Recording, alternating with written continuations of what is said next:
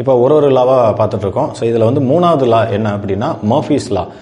இப்போது ஒரு விஷயம் நடக்க போகுது, இப்படி நடந்துருமோ, அதாவது நெகட்டிவாக.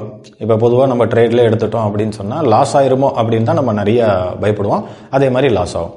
இப்போ பார்த்தீங்கன்னா 95% ஆஃப் ட்ரேடர்ஸ் வந்து லாஸ் தான் பண்ணுறாங்க.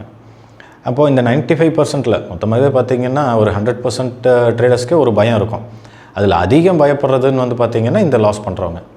ஸோ இந்த லாவில் வந்து என்ன சொல்கிறாங்கன்னா, ஒரு விஷயம் இந்த மாதிரி ஆயிருமோ, இப்படி நடந்துருமோ அப்படின்னு நீங்கள் எப்போ வந்து ரொம்ப பயப்படுறீங்களோ அது நடக்கிறதுக்கு உண்டான வாய்ப்புகள் ரொம்ப அதிகம்.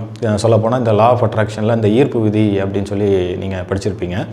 இது வந்து பாசிட்டிவ்க்கு நடக்கிற அந்த வேகத்தை விட, அதாவது நான் கார் வாங்கிடுவேன், நான் இது வாங்கிடுவேன், நான் இதை பண்ணிடுவேன், ஏன் இன்னும் சொல்லப்போனால் நம்மளோட ட்ரேடை எடுத்துங்க, நான் ப்ராஃபிட் பண்ணிடுவேன் அப்படின்னு இருக்கிற அந்த ஒரு தாட்டை விட இந்த பயம், ஒருவேளை இப்படி ஆயிருமோ, ஒருவேளை அப்படி ஆயிருமோ அப்படின்னு நம்ம எவ்வளோ அதிகம் பயப்படுறோமோ அது நடக்கிறதுக்கு உண்டான சான்சஸ் அதிகம். அதாவது நீங்கள் பயந்த மாதிரி. இதுதான் மர்ஃபீஸ் லா அப்படின்னு சொல்கிறாங்க. பழைய ஒரு வீடியோவில் சொல்லியிருந்தேன், ஹவு டு ரிமூவ் ஃபியர் அப்படின்னு சொல்லிட்டு. ஸோ அந்த வீடியோ நீங்கள் பார்த்தீங்கன்னா உங்களுக்கு இப்போ நான் சொல்ல வர விஷயங்கள் கொஞ்சம் புரியும். அந்த வீடியோட லிங்க் நான் டிஸ்கிரிப்ஷனில் கொடுத்துருக்கேன், பாருங்கள். அதாவது பயப்பட வேண்டிய அவசியம் இல்லை. ஒரு விஷயம் அது எப்படி இருந்தாலும் இப்படி தான் நடக்க போகுதுன்னு ஆல்ரெடி நாம் என்ன பண்ணியிருக்கிறோமோ அதுக்கு தகுந்த மாதிரி தான் நடக்கும். ஸோ அதை பாட்டில் நடக்க விட்டுறணும். அதை விட்டு போட்டு அது இப்படி ஆயிருமோ அப்படி ஆயிருமோ அப்படின்னு சொல்லிட்டு நல்லா நடக்கிறத கூட நம்ம பயந்தே கெடுத்துருவோம் அப்படிங்கிறதான் 3வது லா.